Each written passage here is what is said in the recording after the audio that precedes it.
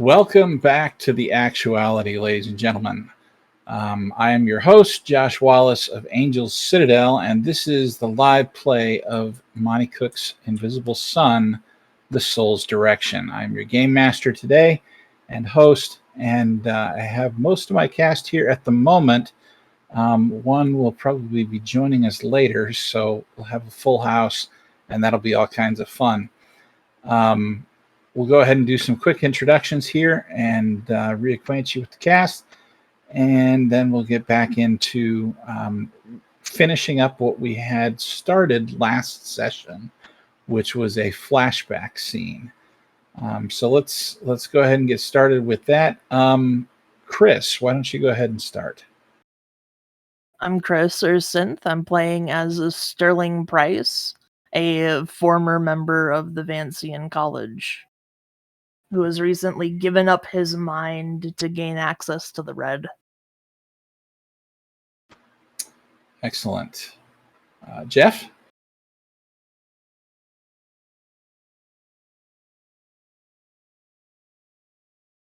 You're muted, Jeff.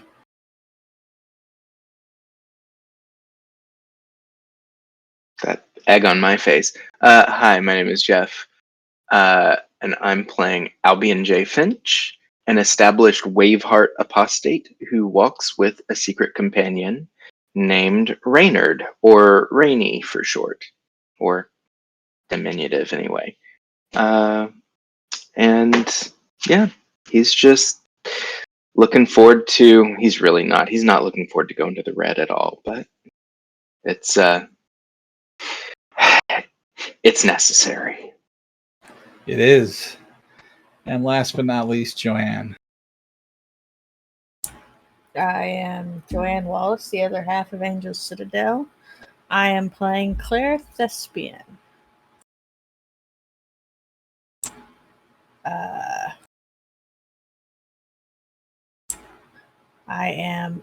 have too many Invisible Sun characters right now. I am playing a gallant Goetic who brandishes battle magic. Alrighty. So, picking up where we left off the last session, Sterling had found what looked like a large city beneath Phthisis, and was getting ready to go exploring there, and somebody stopped him and flung him back to Satyrine, a demon of some sort. So you are back in Satyrine. You are back in your apartment that you share with Phineas, and you are unreasonably warm from where you came from. So tell me. It is about 6 o'clock in the evening. What do you do? First order of business is probably to just go splash some cool water on my face. Try to find some cool water from somewhere. There's a restroom in there, and you splash some cold water on your face. It dries almost immediately. It's your skin is quite warm.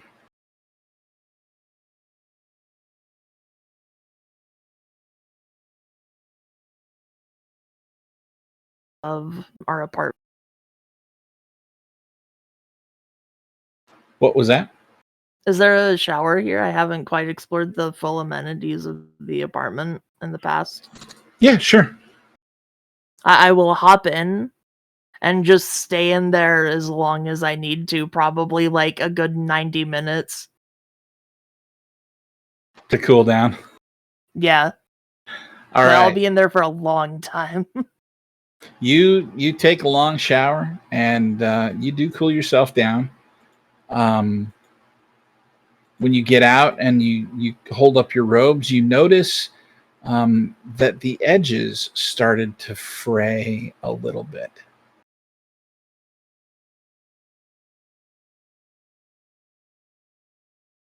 I look at them kind of in like a bothered way, and I don't do anything about it. I just like slip them back on, or dry off, slip them back on, Okay. live with it. Do you have any anything that you're going to do that evening, or are you going to wait until the following day? And Phineas is passed out on the couch, right? Actually, he's not there. Okay.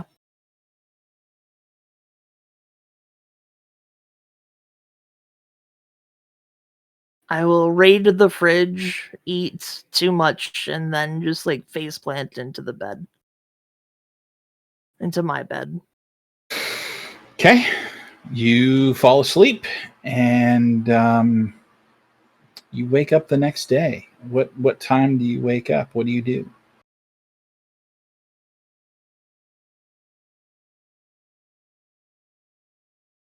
Probably wake up about later than usual, probably about 9 or 10, which is late for Sterling normally at this point. Okay. I'd probably just bumble around the apartment for a bit before kind of just like stumbling out, finding my way onto campus. I don't have any of my stuff with me. Okay. And I'm just Um, walking around campus like it's my first time. All right. So the first thing that we're going to do is we're going to pull a card.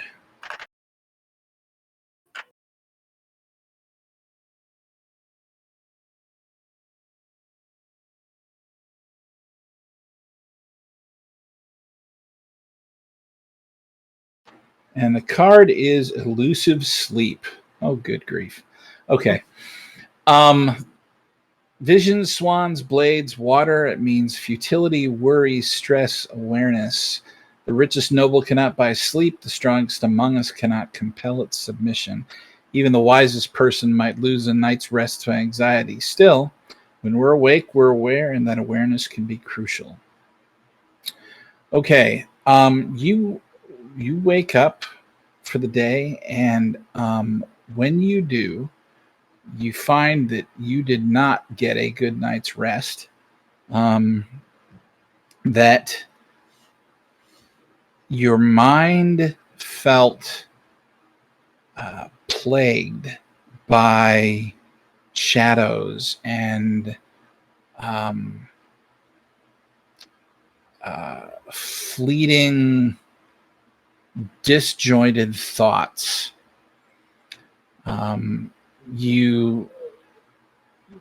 Your morning routine felt scattered,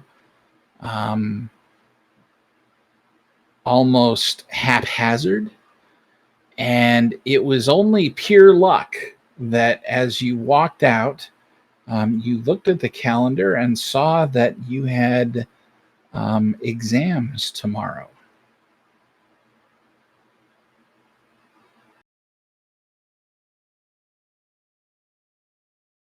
That you were going before the Vancian College to advance in your order. Mm-hmm. I probably see that. Luckily, I probably wrote down the location of it. That's something he would have done. Yep. I look at it, scratch my head.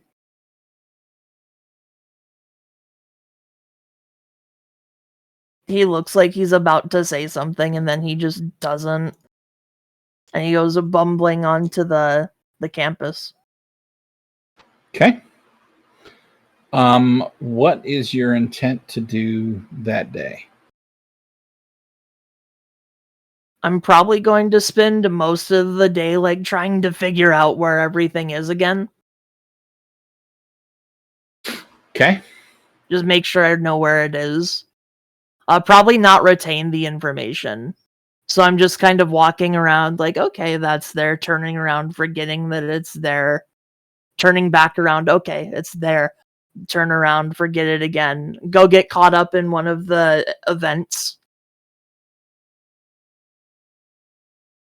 What I will say is that you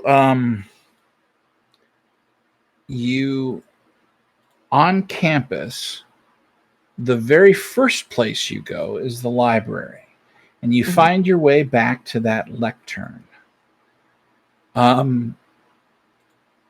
And the spiders are gone. And you get the sense that they should be there.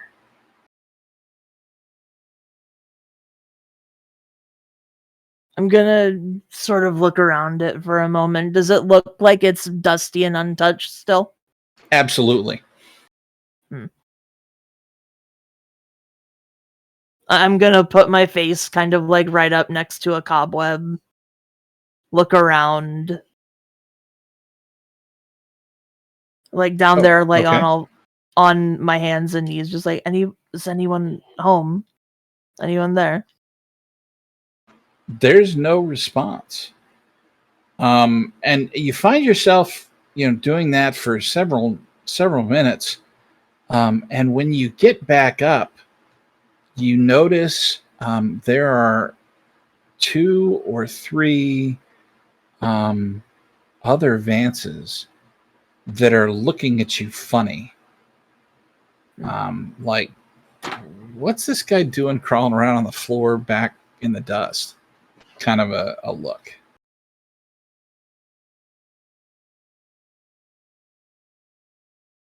I'll give them a funny look back.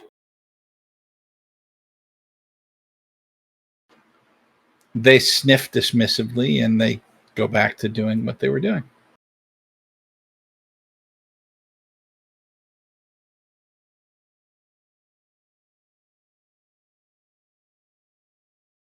Oh, was that not funny enough? They don't answer. Must not have been. I'll give one like kind of last glance back at the lectern. It looks like you left it. You remember leaving it that way.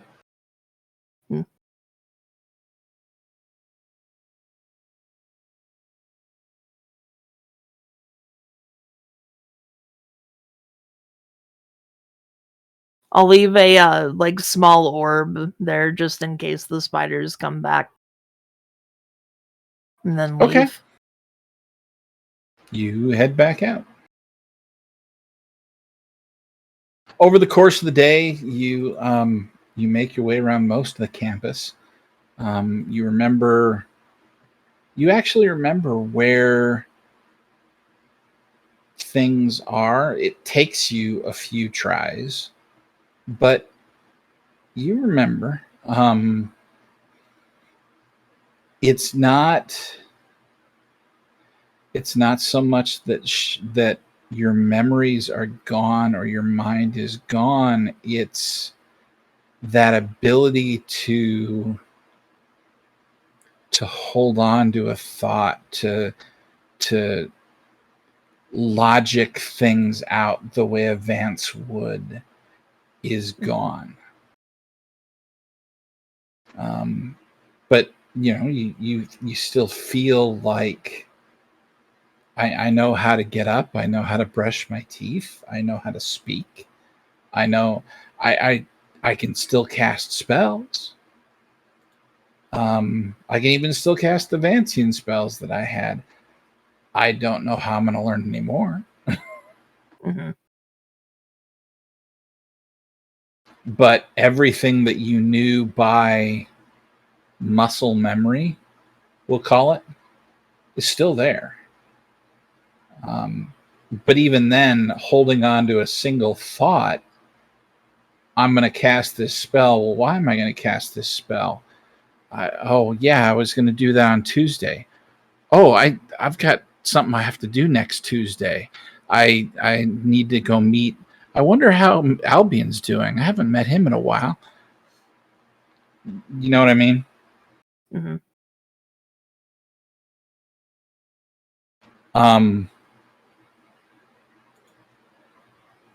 So you spend the day on campus? Is that?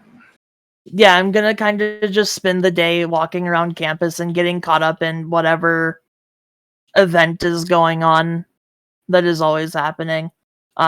Before I would kind of just like avoid them, but now I'm just like, oh, that looks interesting, and head over to the event. The event today is actually a lecture, and a very muted one at that, where normally these would see 70, 80 participants. There's barely a handful in the chairs. There's as the lecturer goes through the material at the end, they normally have time for questions. The questions are even very they're tame. They feel canned or stale. Not the lively, thought-provoking ones that you'd expect from discerning, questioning, logical minds. And that strikes you as odd.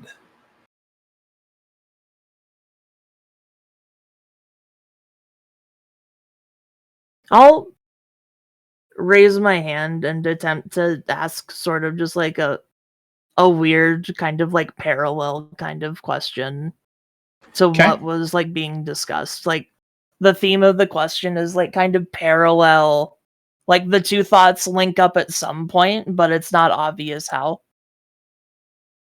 The professor that's given the lecture looks at you, and he opens his mouth to speak, and then he closes it again, and looks like he's thinking, and then he opens his mouth again, and he starts giving a very lame kind of answer. Like, I wouldn't call it a non-answer, but it's very close to that. Almost like the question that you asked is more thinking or more forward thinking or more creative than he wants to be right now. You also notice that as he does give an answer, his eyes are shifting and darting around looking. Can I try to maybe catch a glance of what he's trying to perceive or look at? You can try. Go I'll ahead definitely and try. make a perception check. Mhm. I will throw a bene at this, Okay. and I rolled a 1 anyway. You don't see anything.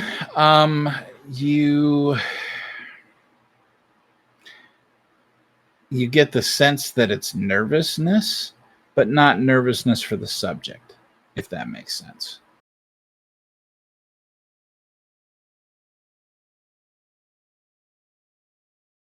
Day ends as typical days do, and you, I'm assuming, go and get something to eat, Probably. and then head back to Phineas's apartment, and he is once again gone.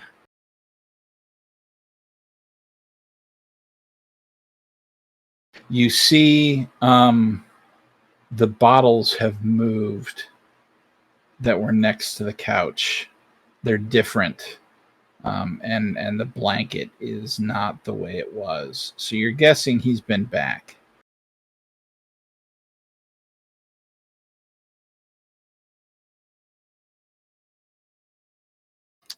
I'll leave a little note for him on the door. It's like, I've got tests tomorrow. I probably won't be back for a while.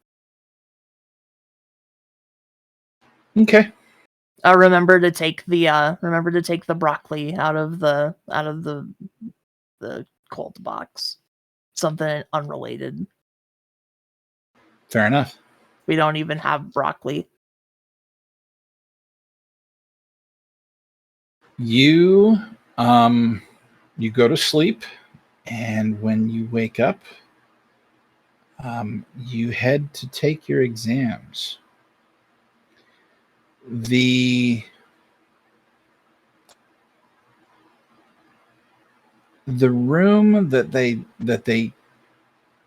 have you in is, it's a long rectangular room, where, I don't know if you've seen like congressional hearings. At the one end of the room, they've got kind of a semicircular table, or even like City Hall or something like that, right? And you've got people sitting around the back of the table, and then in the center, out front, there's a chair or a small table or anything like that, where the supplicant or the person giving testimony or whatever sits, and is kind of the focal point for the rest of the people on that board or council or whatever. It's set up kind of like that. Everything inside this room is wood. It's old, really, really, really old. Wooden support pillars, wood tables, wooden chairs. There's a very old rug that covers the area in front of that semicircular table that you're actually sitting on, that looks to be the sigil of the invisible sun.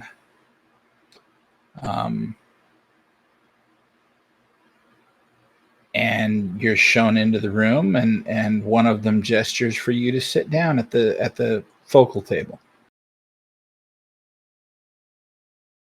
I will go ahead and take a seat.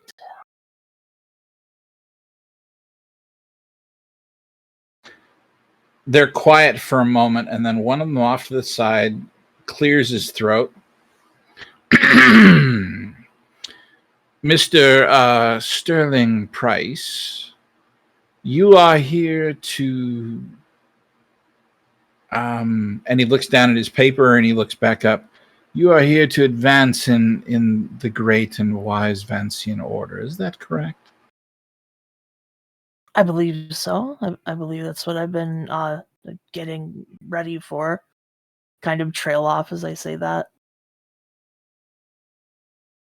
Okay. At this point, do you have anything that would modify like a social type role? I have oratory, but I'm not really making a speech here, so. No, more like composure, or not intimidation, maybe presentation or something like that. Does that make sense? Not particularly. I don't have anything like that. Okay, then go ahead and roll a bear d10. Okay. You can add...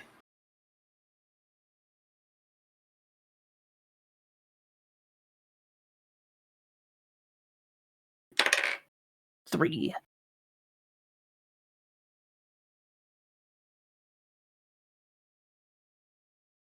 Give me just a second here. Sorry. I kind of start tapping on the table, and the very tip of my fingers starts turning blue. And then it slowly kind of goes up to my first knuckle. Just this little, my fingertip turns into this little crystal.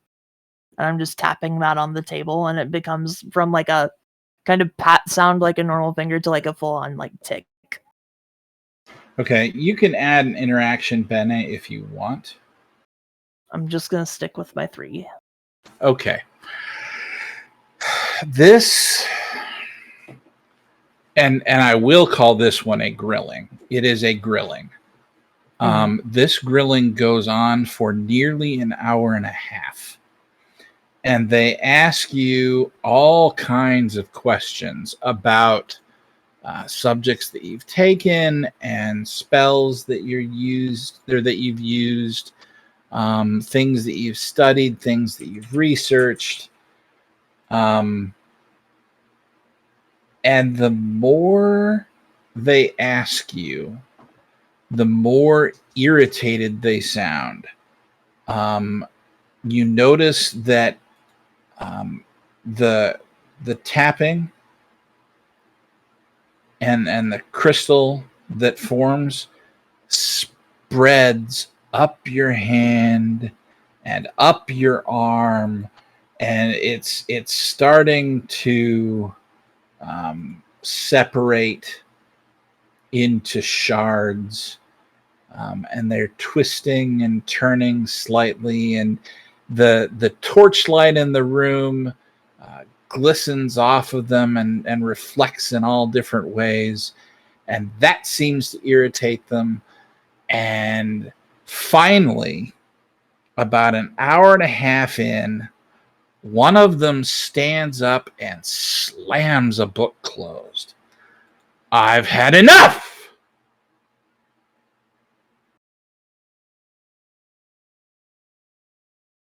I'm gonna do a personal roll to see how I respond. Just for myself. I stand up, calmly close a book that might have been in front of me. Mm-hmm. And out of nowhere, my body just sort of like reforms itself in this sort of ignorant confidence. What have my responses been too forward thinking? Can you not keep up with my mind? Your mind is scattered. There's been no singular thread, no logic, no... What have you been doing these last months?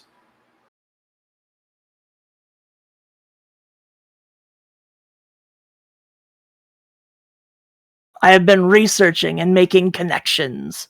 I have been connecting the threads from one place to another. These threads, they seem unrelated, but they all come together in a way that is difficult for most to see. But when you stop, step back, look at a larger picture, they reform like... They reform strands, turning into a tapestry, turning into art, into something new. It's not in a straight line. The man looks like he's going to come over the table at you. And so he's not the one in the center. He's one off.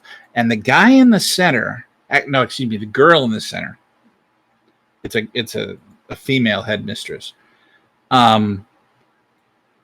reaches over and places her hand on his forearm and says,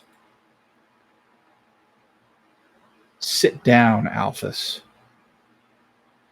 And he looks at her, and he's worked up. He's got a red, puffy face. He's got that vein that's kind of bulging a little bit. He looks at her, and she looks back at him calmly, and he just sort of deflates and sits down. And she looks over at you, and she says, "Mr. Price, I'm afraid we will not be able to allow you to advance within the order. In fact, I'm not sure why you are still here." you show casual disregard for our method of learning.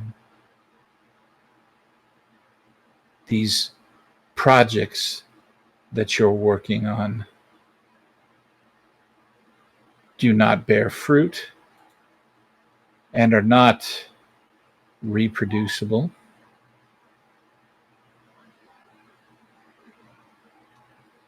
You are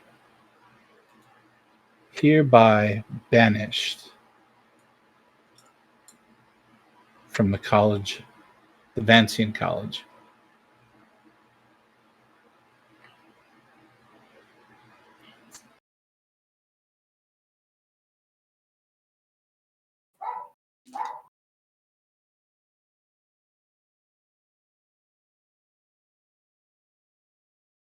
He scoffs.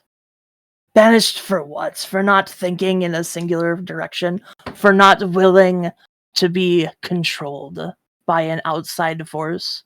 By not willing to be controlled by some government trying to cover up so much knowledge, so much unknown. I've seen what's been happening for the past few months.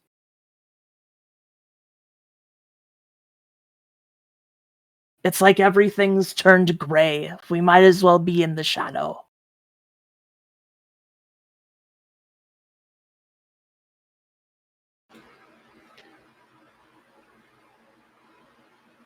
She looks at you and then simply points towards the door.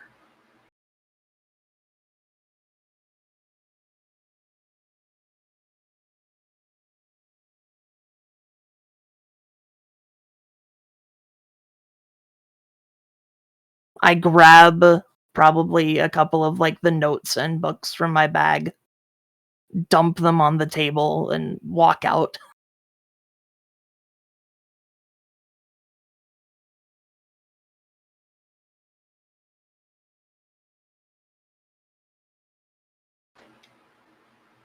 You leave. Where do you go?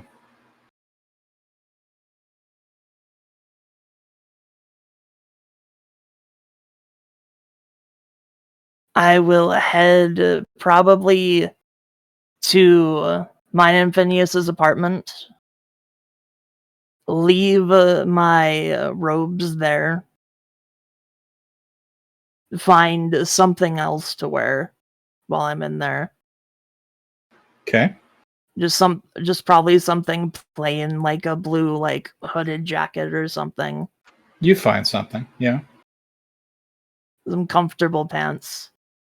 I grab a large wedge of cheese from somewhere in there. A glass Always the of cheese. wine. A glass of wine. Down the wine. Realize I should probably just take a bottle, grab a bottle, and then leave.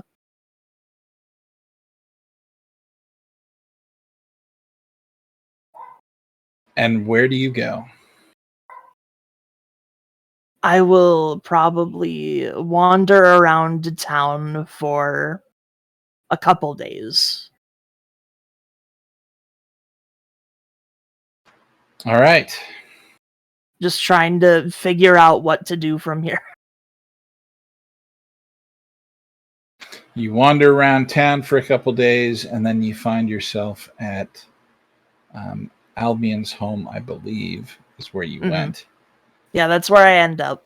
And that ends our flashback.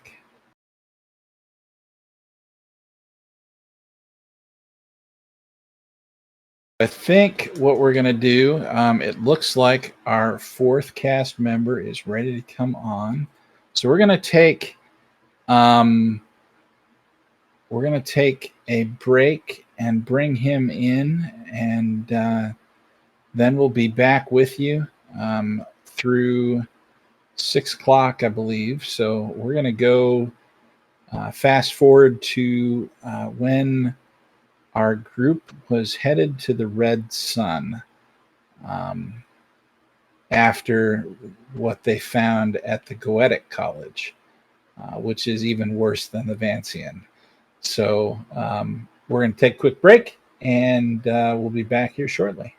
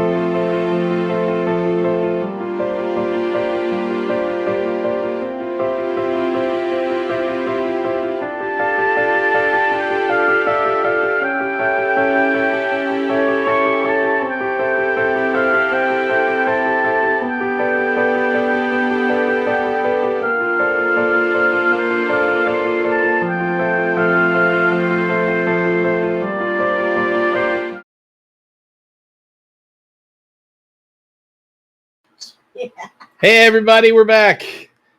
I hope you missed us. And if you didn't, too bad. You missed us anyway. We are going to have some technical difficulties. I don't know if you saw in the chat.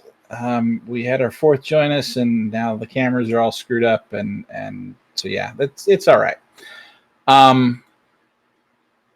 We are, yeah. We have Kelton Barney with us, who is playing Billy Burrows. And dreaming. Lots and lots of dreaming. So much dreaming. He was just sleeping. He was here. He was taking a nap. Mm-hmm. And he overslept his alarm clock, yes. Well, technically he's always sleeping now, so I don't... This is true. This is true. So we're back. We are skipping forward again from our flashback scene to stepping through a portal to the red. So,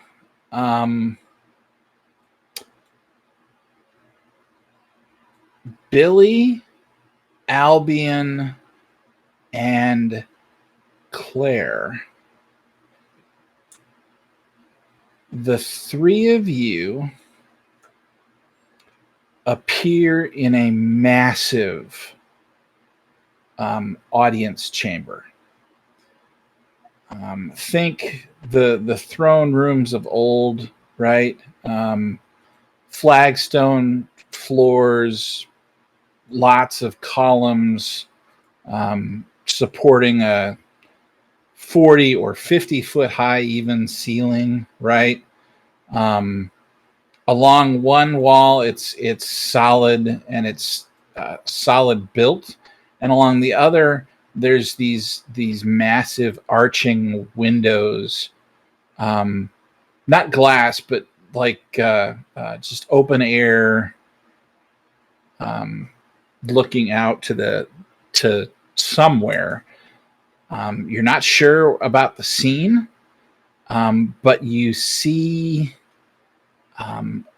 a bright red light, and there's heat pouring in through the windows. There is no decoration in this room whatsoever. There's no carpet. There's no, like tapestries or anything like that. It is absolutely and utterly bare. At one end of the room, sitting on what looks to be a throne, is a probably 12-foot tall, extremely muscular female. She's got mottled red and black or very, very dark gray skin, almost like spots, but covering what looks to be her whole body. She's wearing a breastplate that covers most of her upper torso, and one pauldron on one shoulder, and the rest of her body is covered by what looks to be like draped finery, but finery that looks like at one point it was white and is no longer white. It's kind of, you know how white cloth gets that yellow tint after a long, it's like that, only somewhere between yellow and brown, or maybe tan. You three are the only ones in the room, and you are probably 200 feet from her. The other thing that you notice is that you hear a muttering. single voice, and you can see her lips moving. So you're assuming it's her. You hear clearly words. They're distinguishable, but it's as if she opened a dictionary to a random page, read a word off that page, and then did it again, over and over and over and over, like monkeys typing Shakespeare, right? Just random, real, but random words. What do you do?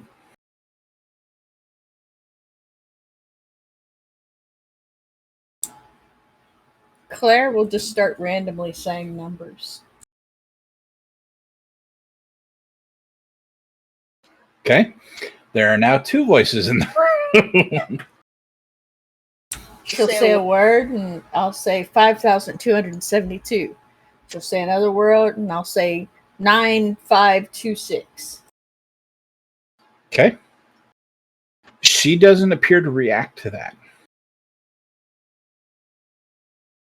I don't know if you're pissing Reynard off, but Deumi doesn't appear to react to that. Well, Claire can't exactly see her, so That's true. Albion, Excuse me, the four of you are in the room. Narkariel is with you. Albion will drop to one knee in deference to the warden, and will say, in preparation for this journey, I looked into the kind of request that might be asked of me, and as is representative of your son, a sacrifice, the destruction of something valuable, seems in order. And I reach into my pack and I pull out the hat that had been my maker's object.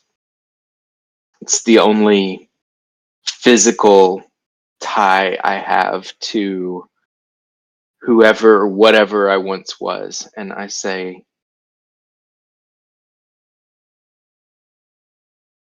I offer you this piece of myself. And I lay it on the ground in front of her.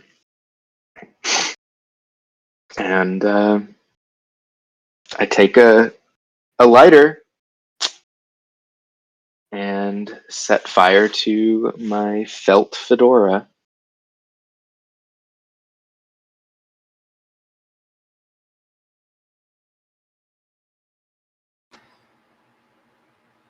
I'm going to need a second. Okay, usually I'm the one doing crap like that. You're not allowed. All right. I'm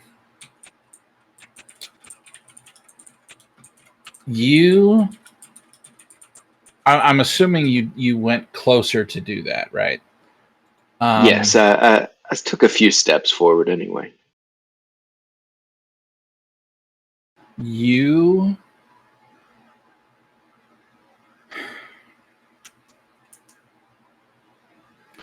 light the fedora on fire. And as you do, Deumi stands up. And the smoke from it rises up and curls around itself and floats towards her. And she adopts a position. It almost looks like a martial artist frozen in time. There's a bit of twitching, like she's holding a strike or something like that. But as she holds this position, you see her open her mouth, and there are it almost seems like thousands. That can't possibly be, but thousands of sharp pointed teeth. And she takes a deep breath, and the smoke comes in, and she takes it inside her.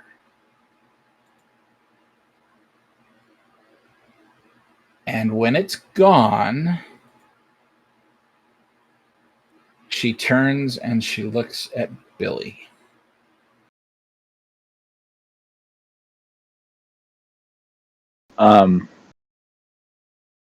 Quick question. Is there a smoldering pile of fedora on the ground still? No. Or did like the whole thing disappear? The whole thing disappeared. Okay.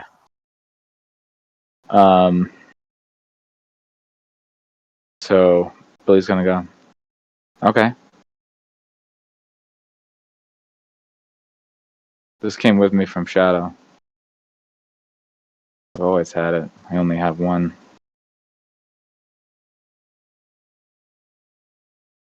Guys, stop it. I'm serious. He goes, like, looks at Albion. Can I get a light?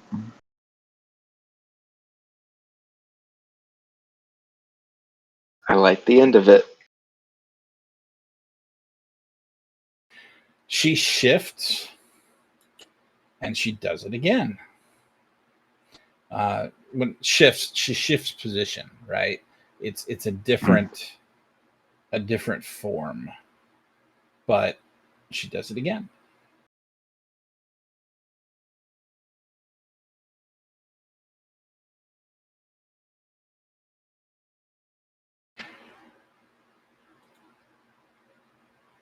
He turns and he looks at Claire,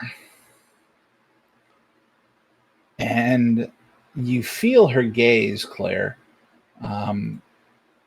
more than you really need sight for. It's heavy on you, and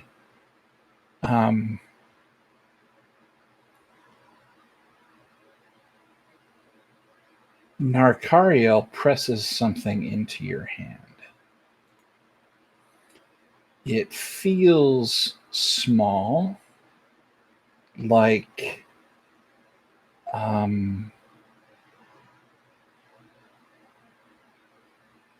circular, almost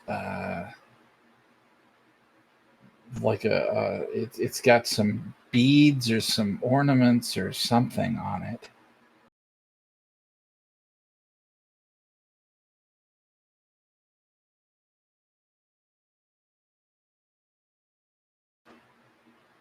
Give her this.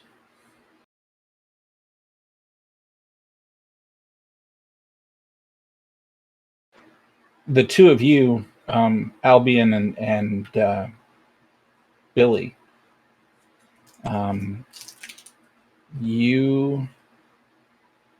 neither one of you have seen what he put in her hand, but it appears to be a small bracelet.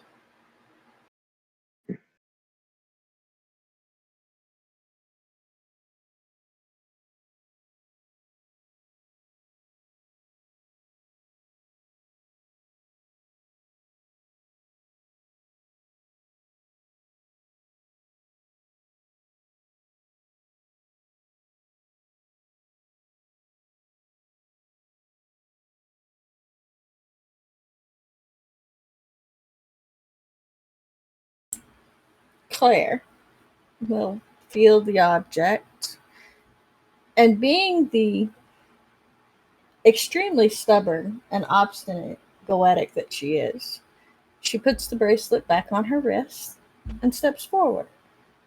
You can take. I can grant you something non-physical, can I not?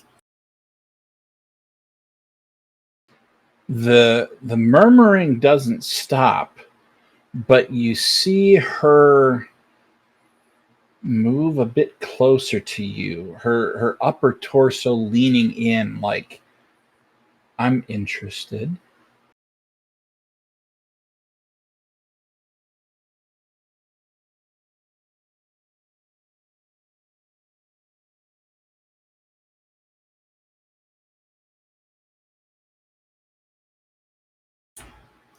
Claire's going to close her eyes for a moment, and then when she looks up, she's going to look at her. I have a sister. Can you take that bond? Remove it from my...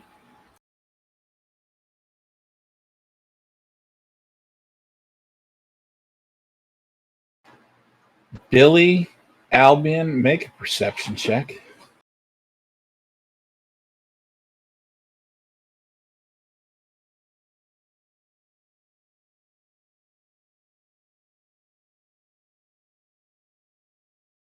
Seven.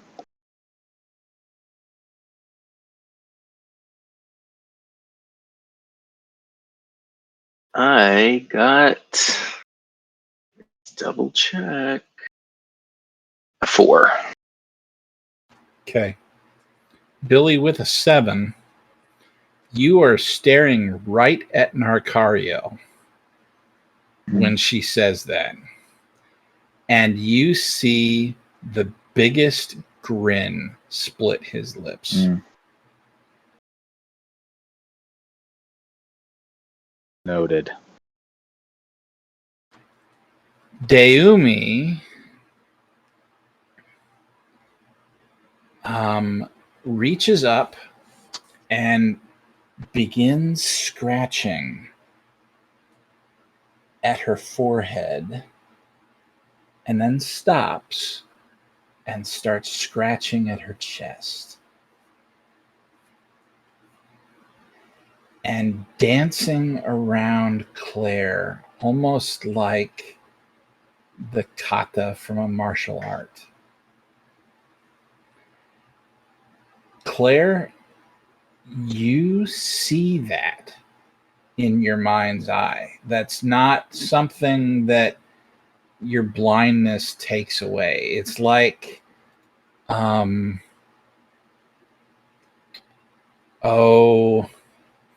like that scene from The Matrix, right? Where the figures are in code and they look human. This is kind of like that, only it's almost like a white smoke or a powder or something in the shape of this massive being. And you see her scratch her head for a second and then scratch her chest. And then slowly she reaches out to you with that same finger, almost in question. Claire will step to the finger. She begins scratching at your head, at your forehead, and it leaves a mark. There's a small drop of blood or two that start trailing down your nose, and then your breast, and she reaches in and scrapes there too, and it trickles down again. And she opens that mouth with all the teeth and she starts to take a deep breath, and you see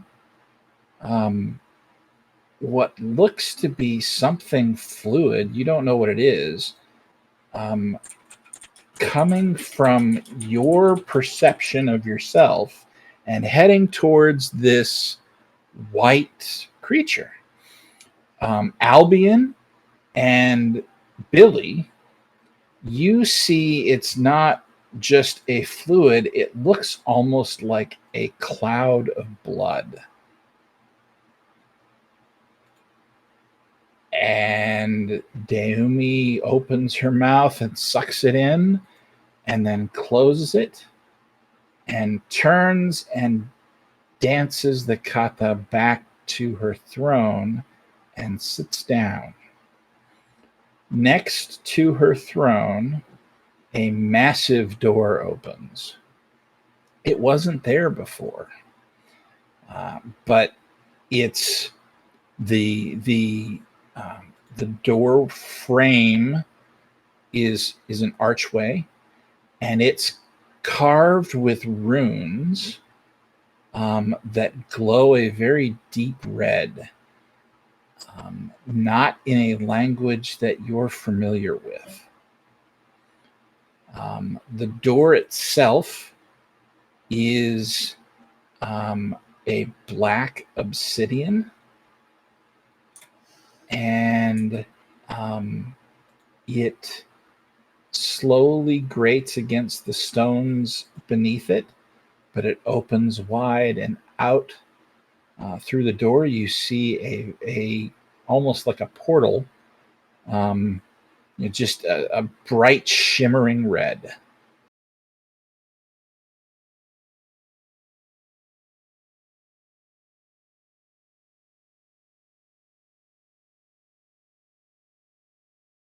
Narcariel steps up to you, Claire, and takes your arm. I walk through. Mm-hmm. All right. You appear next to Sterling on the outskirts of what you'd probably describe as a city. There are certainly an incredible number of buildings, if you want to call them that. But it's not like any city you've ever seen. The buildings aren't anything like what they have in Saturnine or even the Pale, right, or the Silver. They look more like hovels, or perhaps the Eskimo shelters, more domed, maybe Hobbit Hill like even,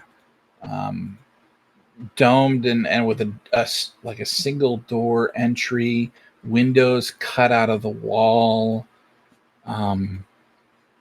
But what catches your eye is not the shape of the buildings, but the material. It looks to be alive. It's wet, it's pulsing, it's bulging, and almost looks like it's trying to push fluid around or something.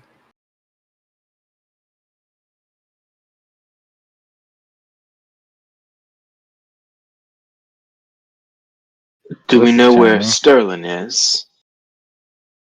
Right next to you. We need to find him. Oh, okay. Sterling is like sitting down, leaning against a wall, and you see him snap shut this leather-bound notebook. And he kind of looks up to you all. I thought you were never coming. I can only stare at fleshy walls for so long until I feel insane.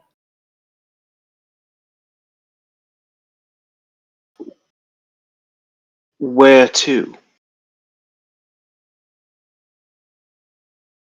What were we looking for again? We're looking for a sliver of your soul. Well, a sliver of each of our souls. Held here in the red.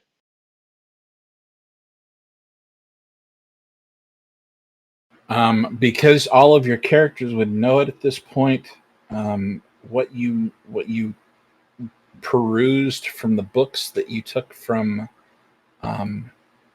the library in the stacks told you that you're looking for a volcano known as the Eternal Flame. Yeah, the Eternal Flame. Well, I'm going to set A off. volcano. Can't wait. Wow, a volcano. I look around for like a big plume of smoke. Is it above ground or underwater? I look at turn to our friendly demon. I was gonna say I turn to Claire's demon and say, "Do you have any idea of where this fire mountain is?" Volcano. Let me see the map. Volcano. Now Like, you're thinking, guys. Sterling's eyes are like deeply shut, and he's just like pointing at Nergariel, like the map. Volcano. Narcariel smiles. Why, yes, of course. It's about a 3-day journey from here. I'll lead the way. 3 Are days. there Was any- I here that 3 days? Was I here that long? Are there any mounts that we could hire to carry us? Perhaps shave a day off of the journey.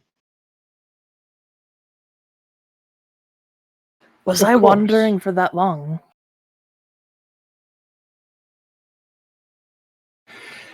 He leads you through the streets of Phthisis to what looks to be a stable of animals. You're not quite sure you'd call any of them animals, but there's really nothing else to call them. The stable does not appear attached to an inn or anything like that. It's just a mount sales front, if you will. He walks over to the stock and he points at 4 creatures. These creatures, they probably could have been horses once, or at least something that you would classify as equine. But the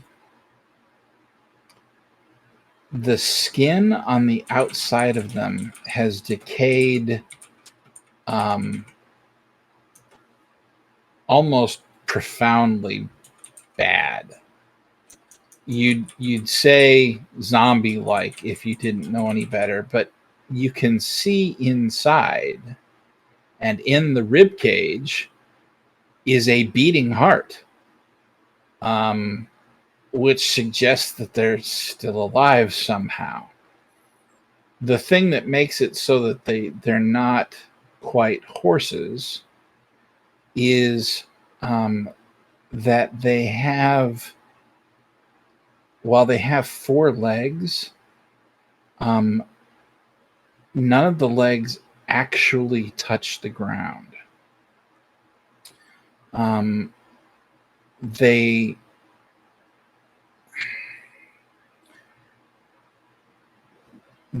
end in what look to be like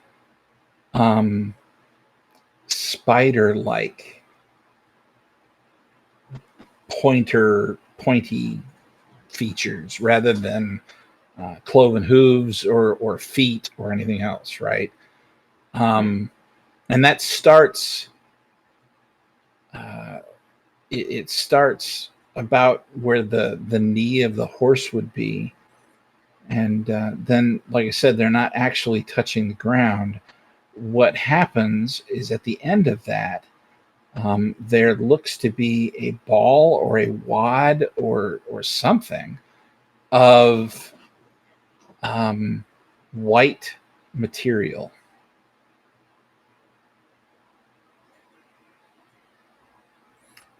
And then a strand of that winds back up the leg and into the body of the horse.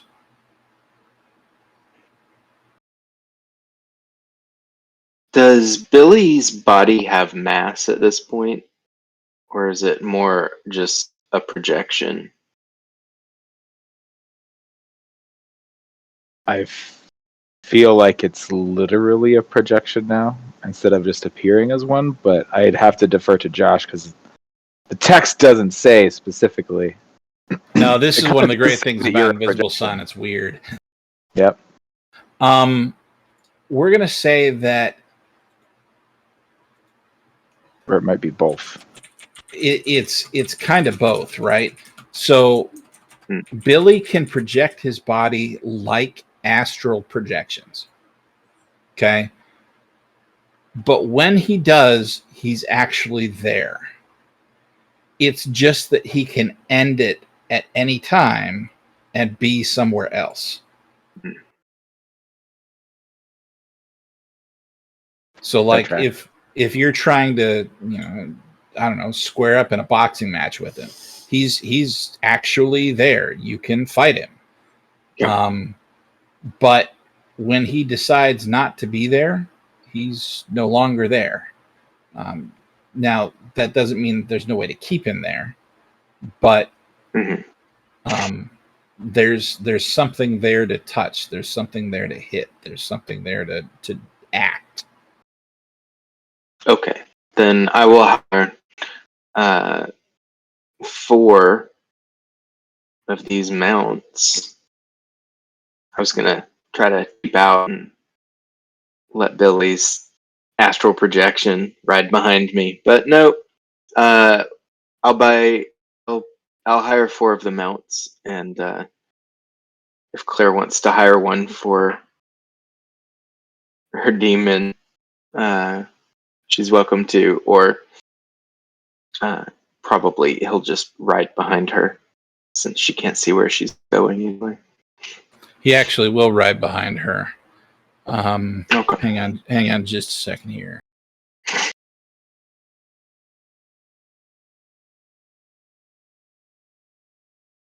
I got the wrong book out. Roll with it.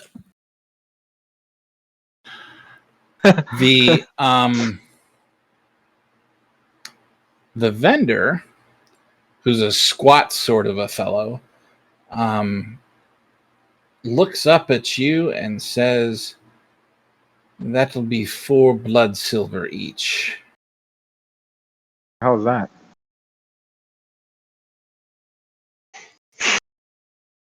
Ugh. I look down to Reynard and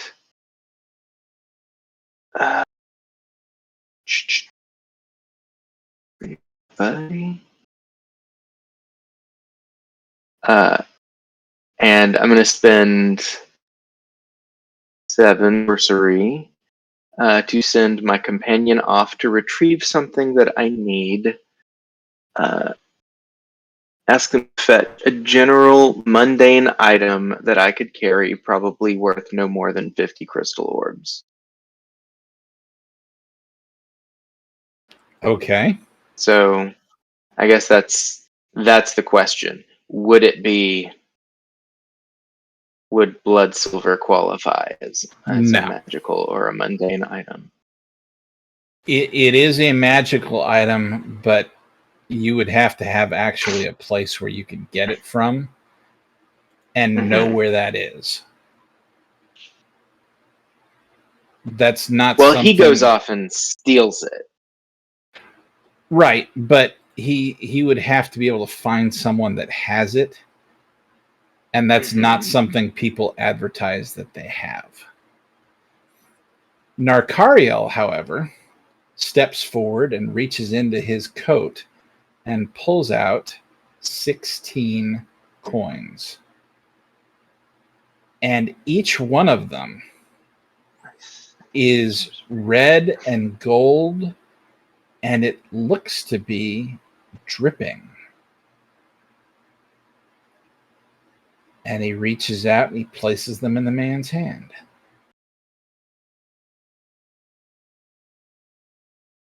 This will do.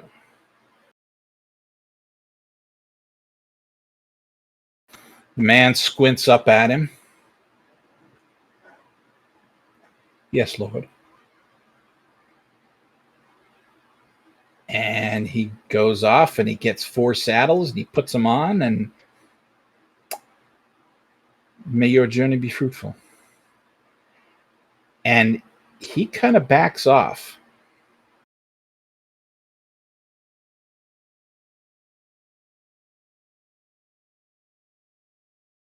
All right. Like he doesn't want anything to do with Narcariel.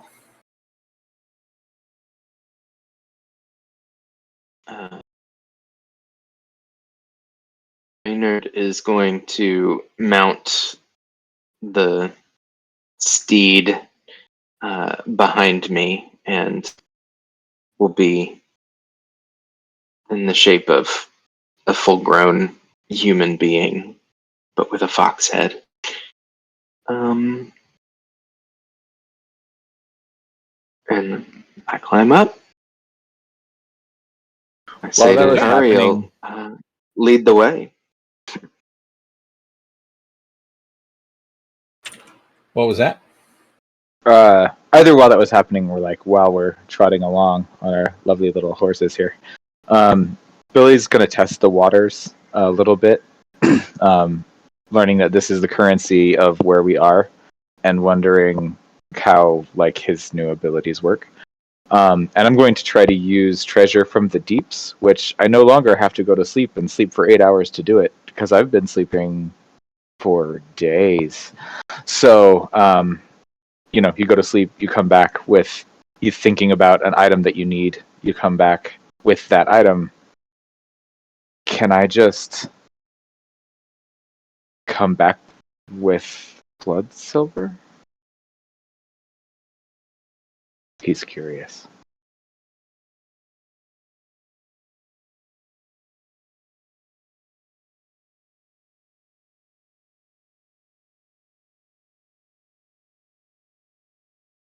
Okay.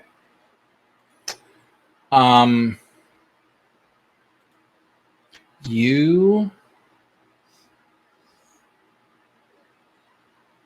It has to be value of no more than 10 crystal orbs. Yeah, it's only worth about 1.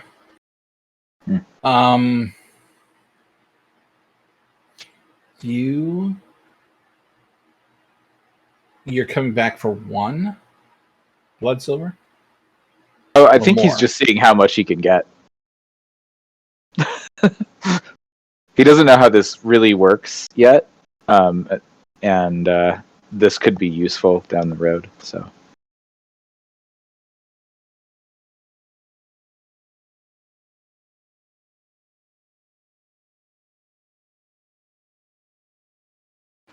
Okay.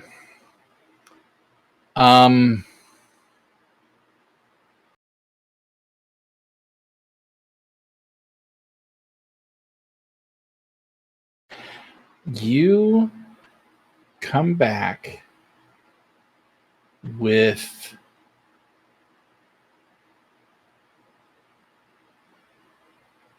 $35 blood silver. interesting.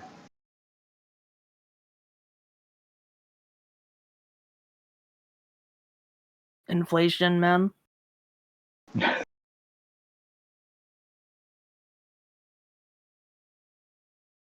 And then, really quick, you know, he pockets that, and just out of curiosity, tries to get a tie exactly like the one he just gave up. Although I'm sure it won't be soiled in all the same ways and worn in all the same ways, but just a thin black tie. That does not come with you. Not this, so I can't do it again.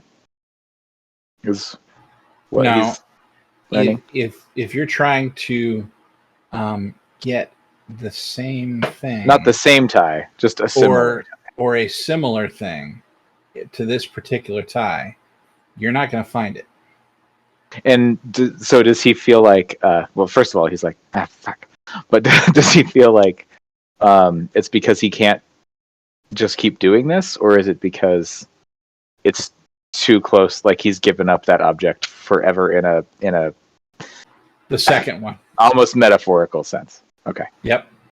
Yeah. So if he's like, I need a cup of coffee, he could just get a cup of coffee, though. You can get a cup of coffee. You could Okay, even he throws the probably coffee get away and gets a cup of whiskey. You could even probably get a tie, Just not. They wouldn't look the same. but going back and thinking I want to see how close I can get to the one that I had, Mhm. that's you're going to come back with nothing. I want to go back and I want to get one of those big old man ties with Marvin the Martian all over it or something. You Mhm. could probably get Not that. gonna happen. Sure. But Good to know. okay, I want a really thin tie that's kind of like the one I had, only beige. Mhm. Nah, Nope. that's not. Nope. Nah, he's not interested. He's not There's even gonna. That's there's too much emotional attachment to that, cut to the to far that future. form. Billy I goes guess. through his closet, and all of the little black ties are gone. Yep. Okay, just testing the waters. Thank you for that. You bet.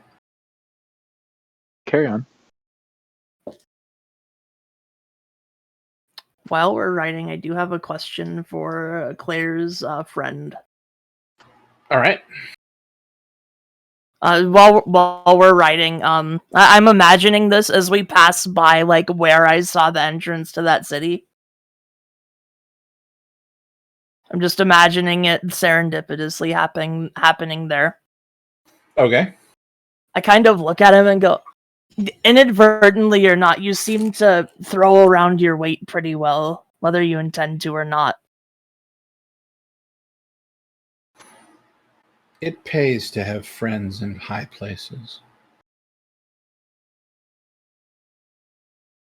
Can you... I kind of like look over in the direction of that tunnel. Can you tell me more about that city? If you've ever been. Yes. What is it? A city that's not for you. I got that much. Last time I was here, I got lost, and they just snapped me back to Saturnine. Well, yes. You belong with Claire. Hmm.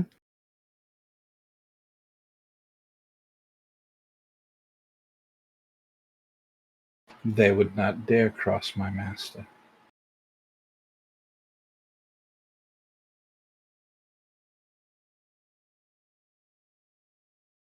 Yeah, I figured if I didn't have that connection, I probably would end up dead. But hey, I'm not dead, so... Indeed. If it makes any difference to you, it will be the second such city here in the red. Hmm.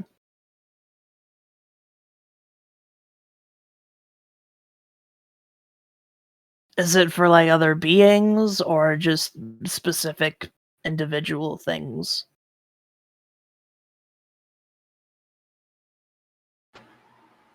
He opens his mouth to speak and then closes it and kind of cocks his head to the side as if he's considering what or how much to tell you.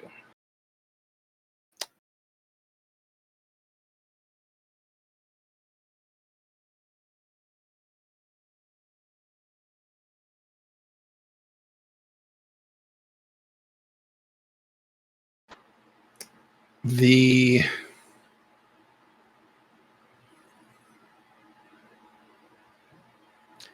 creatures that live there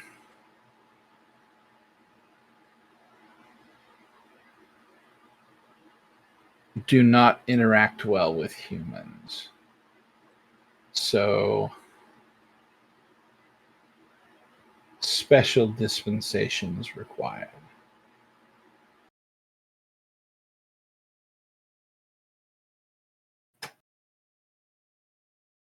I kind of shrug. Fair enough. Not. I think Billy's not listening to this, but he says humans. Yes, humans. Interesting.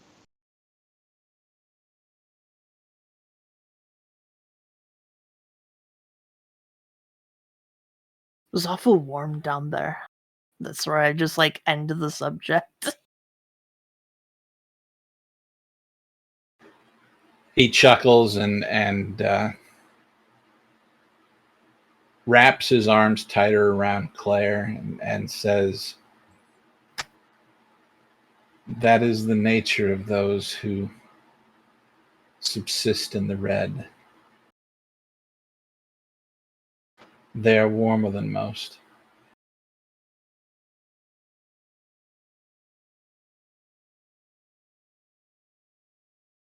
I think while they're having that conversation, and presumably Narkariel is somewhat engaged or somewhat distracted by it, Billy's going to ride next to Albion, maybe like a bit of a distance away, but nothing that would draw attention. And well, first of all, he'll be like,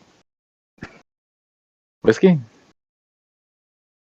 No, I never touch this stuff. Who the hell are you? Did you see? Oh, go ahead. Oh no, you go ahead. Did you see how pleased Claire's little friend was when she gave up, I don't know, the memory of her sister or her bond with her sister or whatever that was?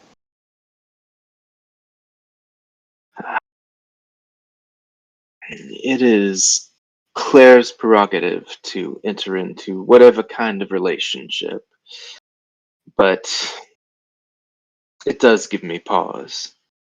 I don't recall her sister being a particularly good relationship, No. but Well, I mean, the if weirdo that smiled from ear to bond, ear. He was excited. if breaking that bond makes our new friend so very happy, then I can't imagine it's an entirely good thing. Exactly.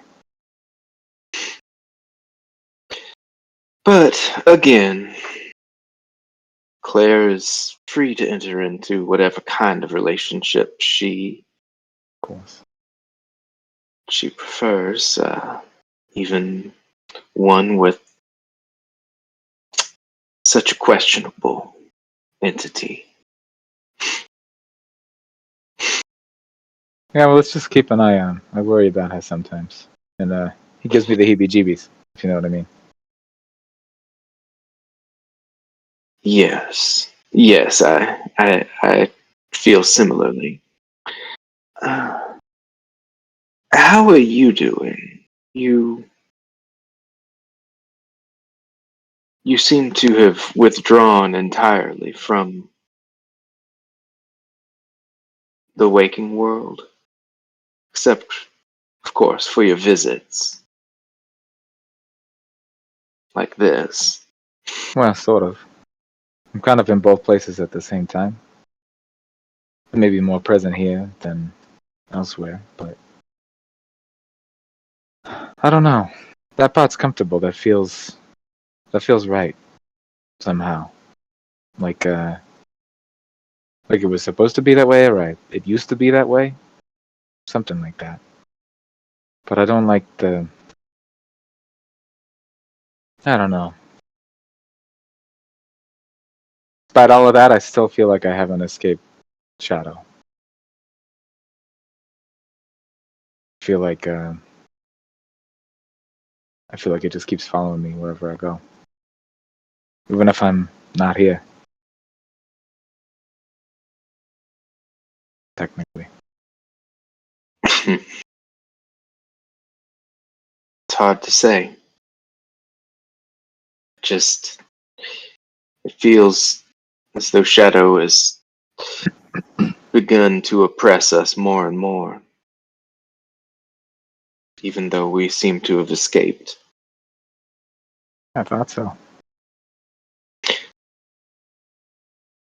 But now we've allied ourselves with demon bruisers, and one of our friends has been deeply scarred by her experience in some nightmare realm, and the other friend seems to have lost his ever-loving mind. Yeah, there's that.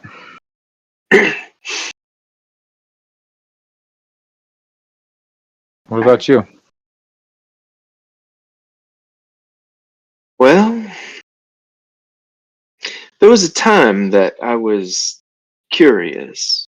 I wanted to look more deeply into the man that everyone seems to remember me being, and I made some headway. Much of much of that man's existence has just been erased by the actuality, uh, scrubbed from the fabric of reality. But uh, parts remained. I found his hat. Uh, you, of course, remember Yeah. who he was, but I think in destroying that hat, I no longer feel any connection to the man that was. I feel a deep and profound indifference to his existence. And in some ways that feels right, and in other ways it feels like perhaps I've let go of the sacrifice that someone very dear to me made. But That makes sense. time moves forward, or backwards, or sideways. It depends on the day, but time does move. Usually all of the above. And I can't go back. I won't be him No. again, and he won't be here again. So it's a sacrifice I was willing to make. He already If it made that means anything sacrifice to you, once. I think he'd be willing to do it again. I think you're right.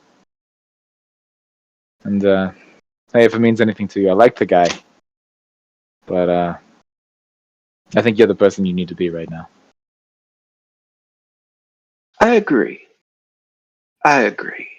Not gonna say I don't miss him, but then I wouldn't have you.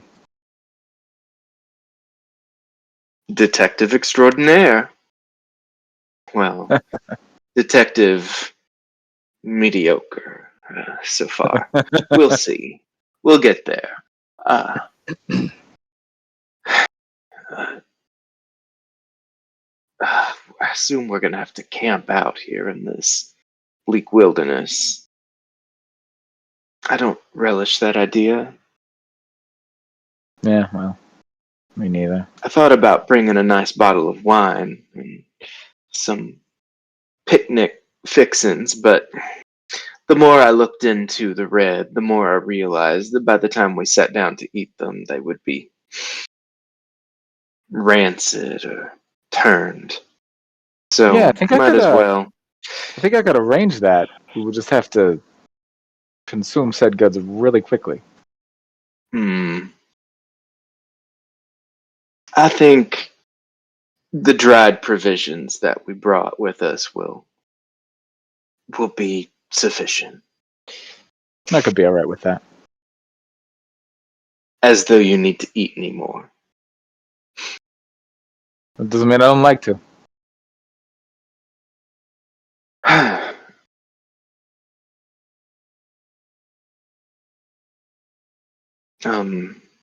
How much time passes before we start looking for a campsite? I assume that the sun goes down around the same time. Yes. Kind of around the same way.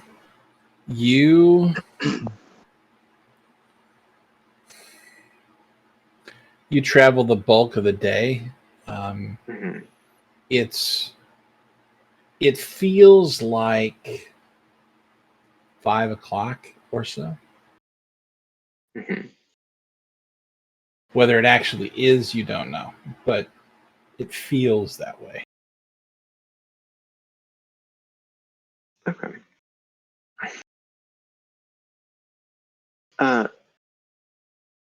And Billy is no help. It doesn't matter anymore. It just does not matter anymore.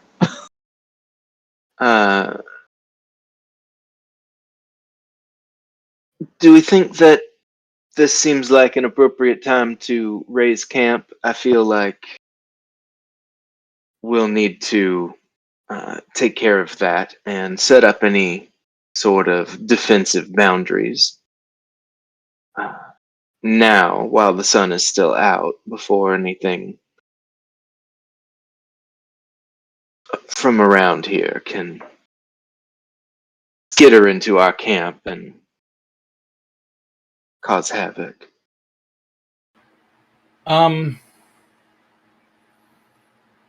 Narcaria looks around and squints up at the sky for a moment, then nods, and he starts speaking in a very deep, very low, guttural voice. And there is a shimmering rectangle, like a door that appears in front of you. And he turns and he rides the horse directly into it. And he vanishes.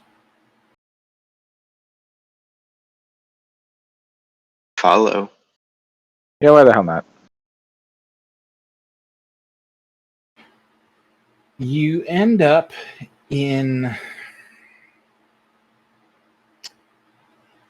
a large single room. There doesn't appear to be any doors. There doesn't appear to be anything other than walls and roof and ground. No windows or anything like that. But it's large enough for the 4 of your horses or mounts, I guess, and has room enough that the 5 of you can sleep. I'm not going to say comfortably, but with enough space for sure.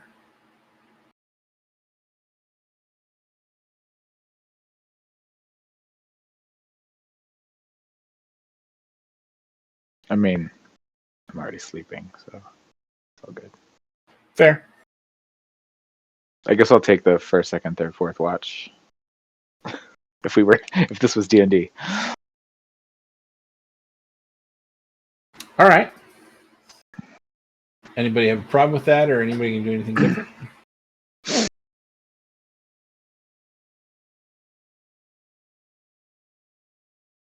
I'm gonna kind That of seems just reasonable.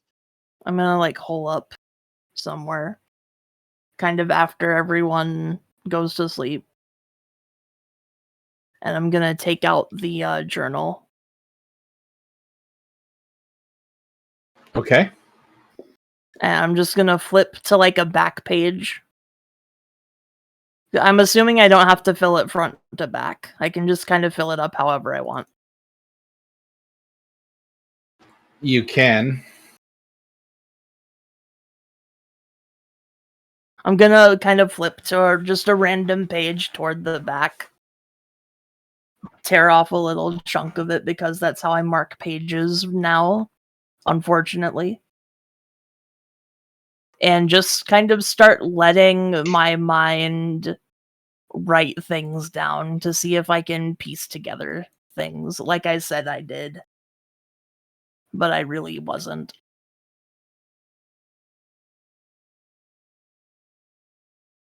Like, just give me a list of thoughts and I want to see if I can just piece any of it together.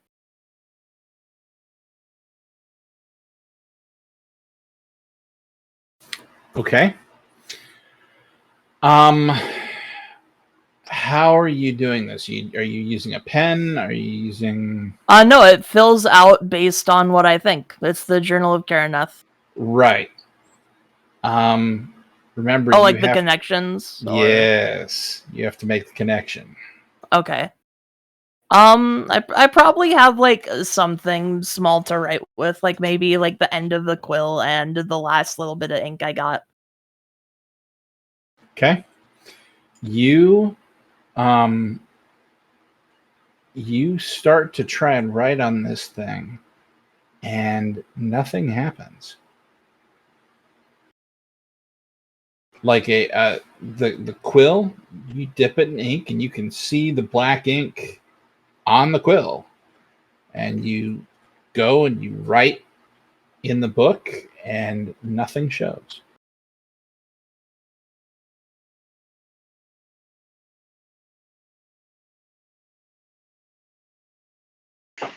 I like shake the quill a bit, set it down, shut my eyes, and kind of stare back at the words that I've written, that I've thought of on this page. Okay.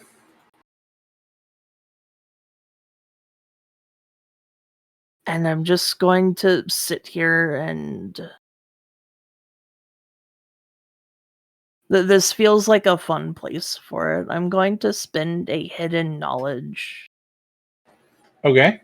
to piece together some type of connection regarding maybe a current event or an observation or something about myself even. Just sit there and really think and breathe and try to relax in a way. And see if a connection forms.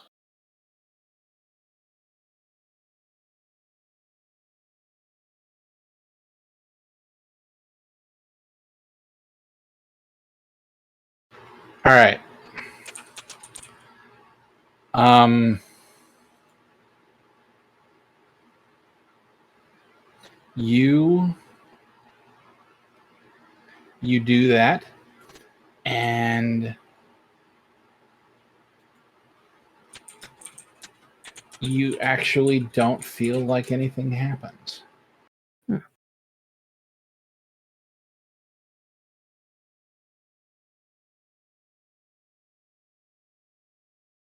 What I will say, since you're spending the hidden knowledge, the bond that book requires is a blood bond. Mhm.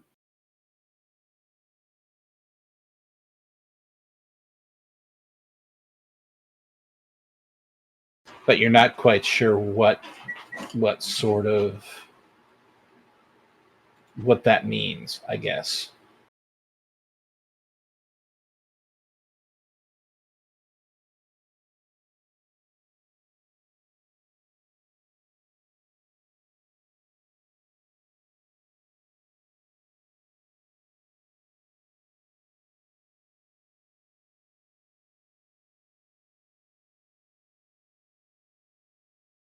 I'll lean back, snap the book shut, and probably just let myself like drift off Okay. from here. Claire, Albion, just sleeping or doing something else?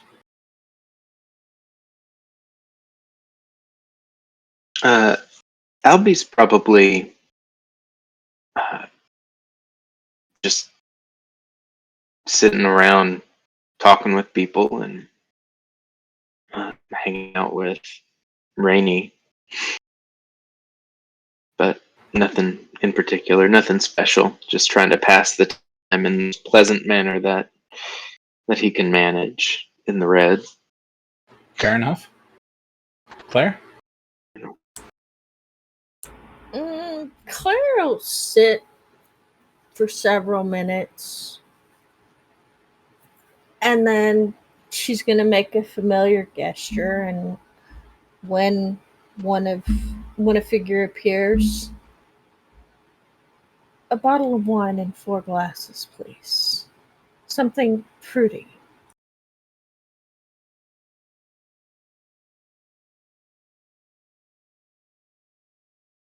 What are you summoning? A demon. Just a demon? Okay. I'm in the red. I'm summoning a demon. An imp. So the imp comes and it looks up at Narkariel as it walks towards you periodically, like it half expects this guy to squish him.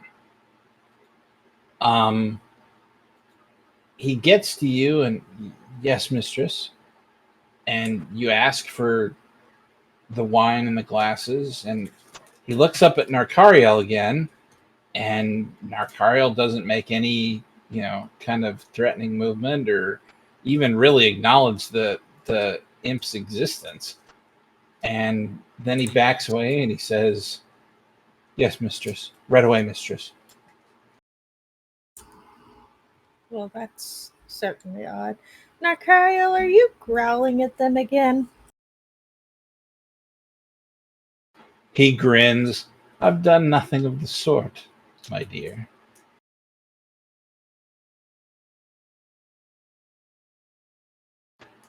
Not since last time, anyway.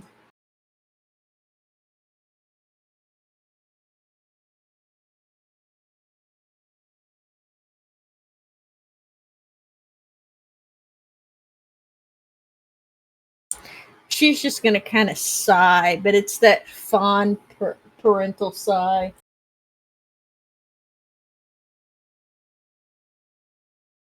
You know the one. You make it often enough with your children. All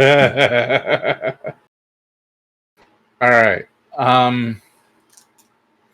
He is gone for 5 minutes the most. And he comes back with an old bottle of wine. This bottle has no label. And when he uncorks it and pours it, he hands each of you a glass. He does not pour one for Narkariel.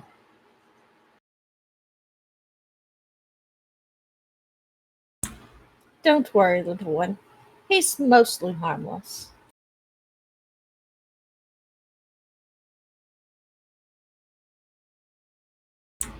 Thank you. And she's going to reach into her pocket and pull out 10 crystal orbs and give it to him. Yes, mistress. Thank you, mistress. And he backs away and he still flicks up his gaze at Narkariel like, "Please don't kill me, please don't kill me, please don't kill me." And then he vanishes.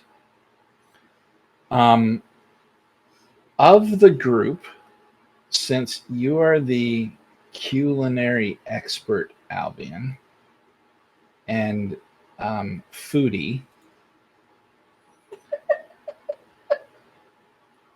I presume you do the whole wine sampling thing, right? You lift it to your nose and take a whiff, and He doesn't go quite that far. He smells it, takes a little sip, and nods.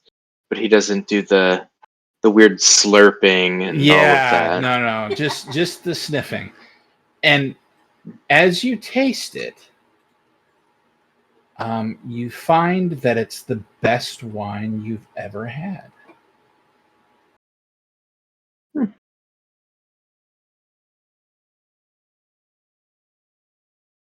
I make a mental note of the vineyard and the vintage.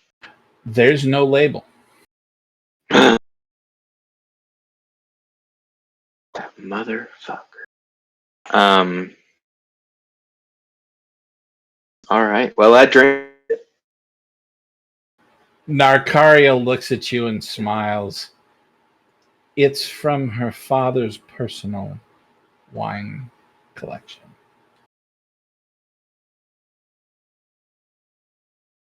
Well, her father As long as sounds it like a is. man of taste. Impeccable. Seems like you might have a little crush on him, Narkariel.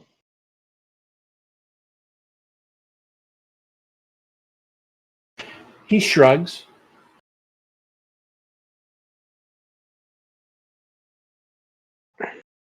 Maybe it's one Wine of those mutual cellar full of respect this. things. With a wine cellar like this, I might understand. Uh,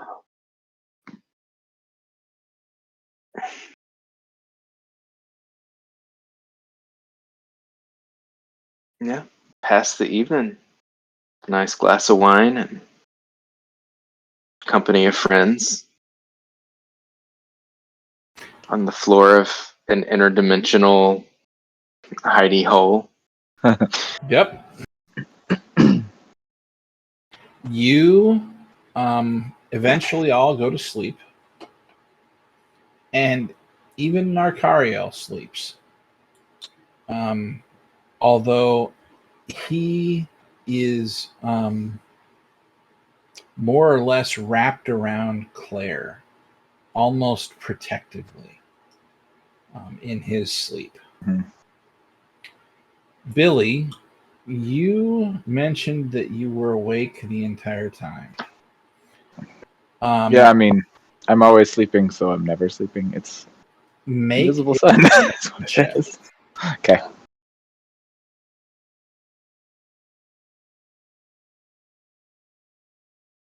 Yikes. That's a 1.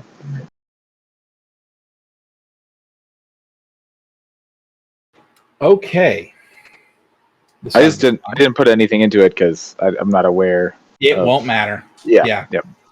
Okay. You sometime in the night see what looks like almost a lacune, but it's not, a figure. It looks to be a spider. It's about 6 inches long, and it has spidery looking legs, 8 of them. Mhm. But in the center is a hole where its body should be. And you see it skitter from under a crack in the wall. And it stops almost as if it's trying to sense danger or something. And then it skitters closer. And it looks like it's headed towards where you guys put the wine glasses.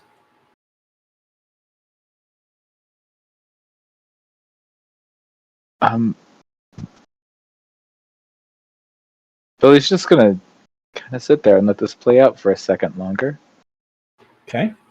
It moves closer and closer. And then it gets under one of the wine glasses. And the wine glass drops right through it, vanishes. And then another.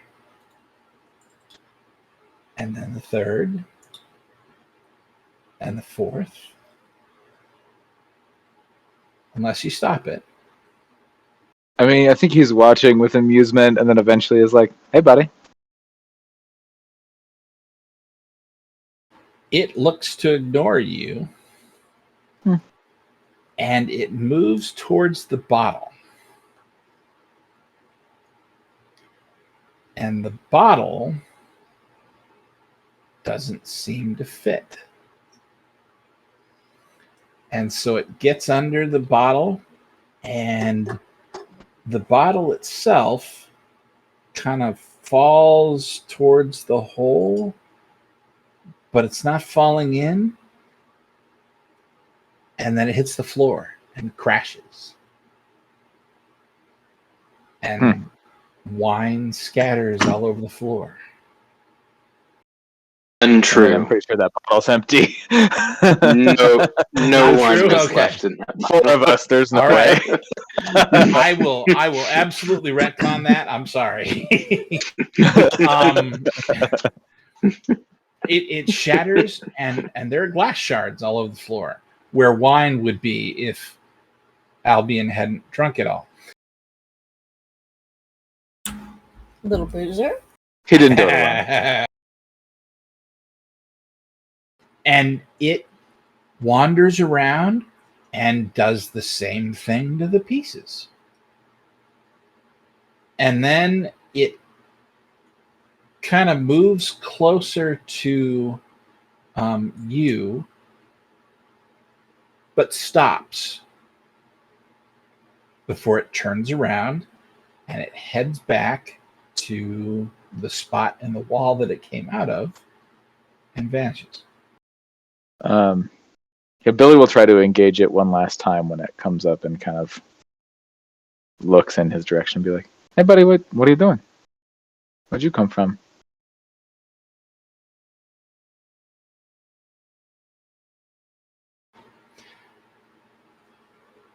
It hesitates slightly, but then turns around and leaves. Okay, so you can hear me. This is an odd question, but does this seem at all suspicious, or am I getting a vibe that this is just like, you know, an invisible sun house cleaning spider?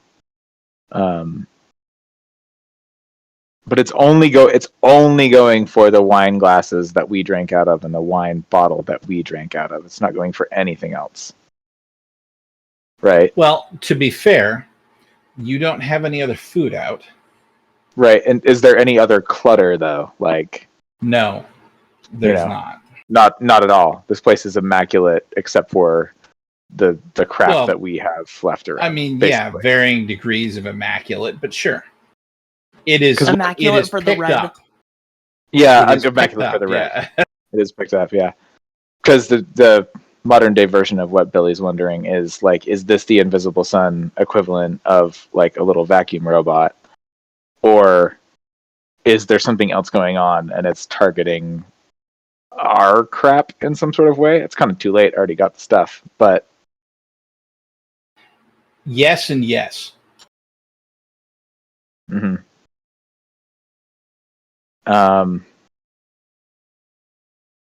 I'm gonna go ahead. No, go ahead. I'm. Tell me what you're thinking. Instead of doing a weave or anything, I mean, it seems like a living creature, right? So I'm gonna use my forte ability, asleep or awake, and just go sleep.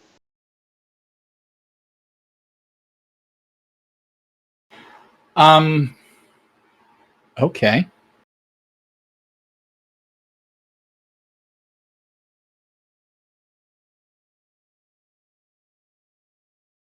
Before it leaves, you're going to try and get it to sleep. Mm-hmm. Okay. Go ahead and roll for that. Okay. God. What level ability is that? Oh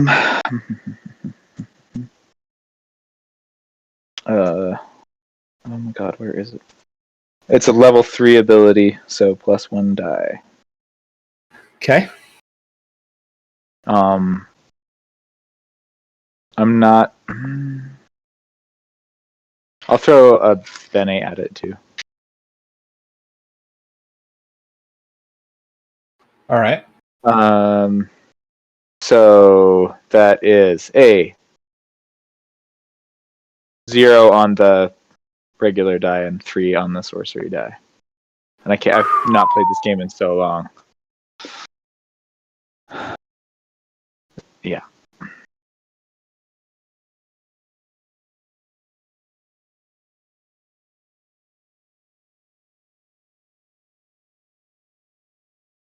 All right.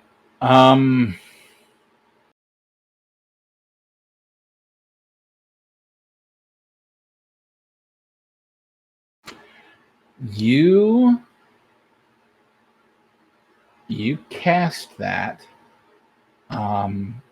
as it moves to go back where it came from, and then it stops.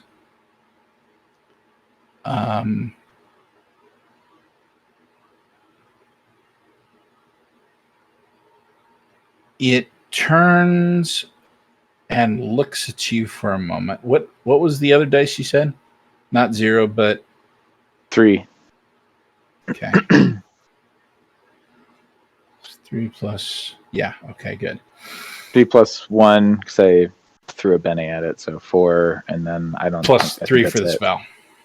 Yeah. It stops and turns and looks at you, and then just stops. It's staying right there. It didn't fall asleep, but it stopped.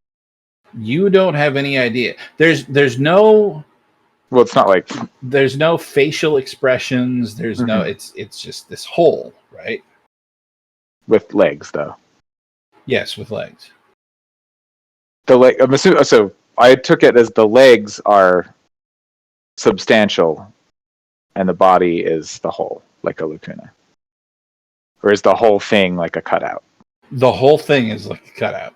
Oh, okay, that's different. That's very different. Okay. I'm gonna it's not Claire because she's wrapped up in Demon Boy over there. So at this point, this is later in the night. So Sterling is. This might be the point in the night where Sterling is trying to get something going with this journal, or is everybody asleep? Everybody was asleep. Okay, who's closest to me, Sterling or Albion? You could roll for it. Who do you want to be closest to you? You remember that I can speak to spiders Sterling and has a spider thing. Yeah, Sterling has a spider thing. That's all Billy knows about it. He got a spider thing.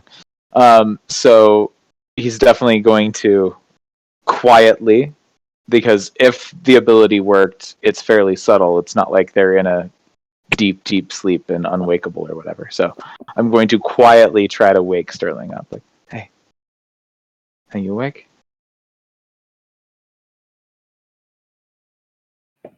If you want to be awake, you can be awake. Oh wait, I have a sleep or awake. I just wake actually. So a sleep or awake works like in a very subtle way, where I can also just wake somebody up, and it's also in a subtle way that's not jarring. So I just, instead of doing that, I just use the ability of sleep or awake, and Sterling wakes up peacefully, and Billy is right there going, "Hey, don't be alarmed, but I got a question for you." I'm like rubbing my eyes the entire time, like, okay. What time is it? Yeah, I don't. That doesn't mean anything to me anymore. But see that little guy? Mm-hmm. I point at the Lacuna spider and say, "I just came in here and absorbed just 4 glasses in the bottle, and it was about to go back through that hole and disappear, and could be totally innocuous, like a vacuum cleaner, but I'm really not sure because it only grabbed stuff that we had touched. Don't you have like a spidery thing that you do?" I haven't seen any spiders in a long time, but I can probably still talk to them. I mean, maybe it's totally a false alarm, but at this point,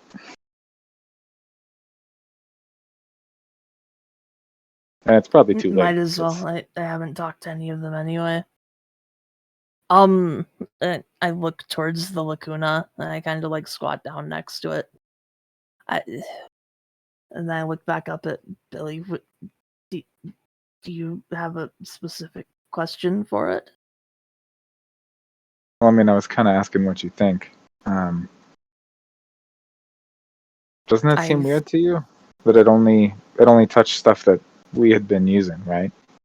There wasn't really any other trash in here. Yeah, It missed a spot too, and I point it like a shard of glass.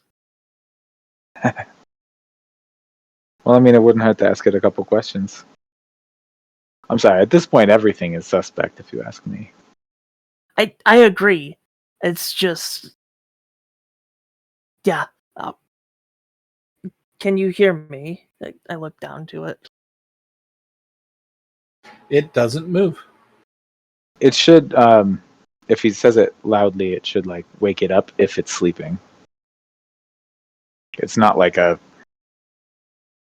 spell. It's not like I cast sleep on it. It's just like it fell asleep gently. You see the legs twitch, and it hesitates for just a moment, and then you see it turn around and skitter towards the hole. How do you stop a lacuna? Good question. I don't like that, so You can't block a lacuna, can you? Not easily, no. mm-hmm.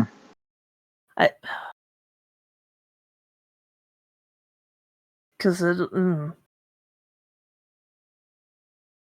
Okay. I'm thinking, what if I just like split and try to like get in front of it, but it'll probably just like go through me or something.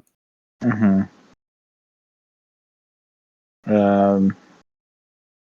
Okay, wait, hold on.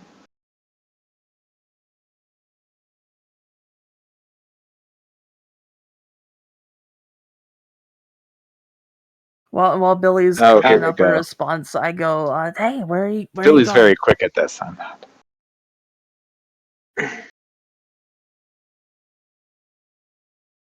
Ah, easy. Okay, got it. If you want to give it a chance to answer, and then I can explain what I'm doing whenever. It doesn't answer. It just goes. Mm-hmm. Billy, as quickly as he is able, is going to weave together sloth from sleep and duration from infinity to just make the little guy so slothful that it's immobile for a long duration.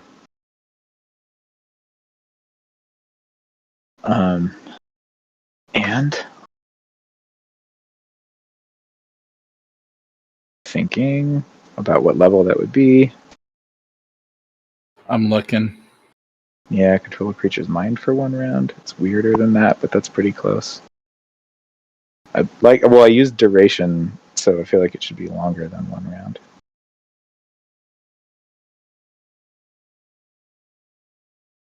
Oh, Slow or hinders a creature's movement. Level 3. So let's go. What's the default for sloth and movement? God, how do I even?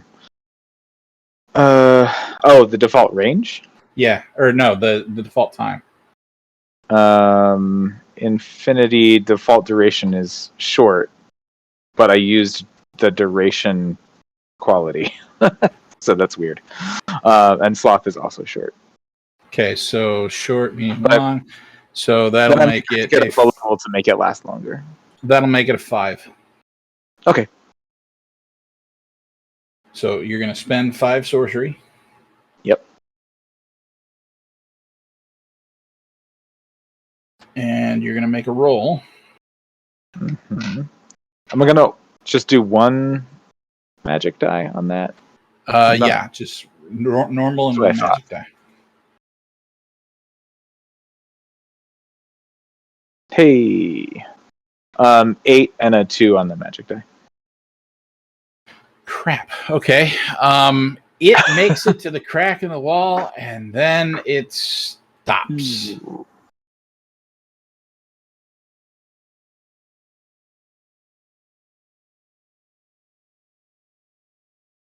Vicious cycle.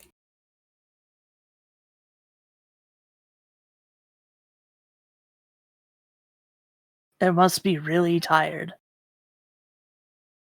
Hold on, I'm reading something.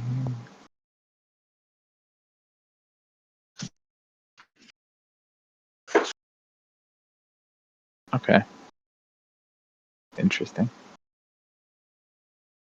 It stopped. What do you do? It's not asleep. It's just stopped. So, you think you can persuade it to talk to you now? Just seems. Maybe. You hear Oh, we got the other Albion over in the corner sort of growl at you guys and say, "End this now." two.